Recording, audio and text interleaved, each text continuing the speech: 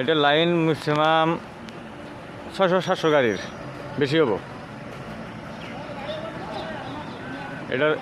এটার তো না, ওইটা হলো এক কোম্পানির। এই গ্যাসের গাড়ি আগে আরও একবারে ওই পাহাড়ের মোড়ও আছে লাইন, এত লাইন লাগা লাগছে। যা এ আছে এনে গাই সব তা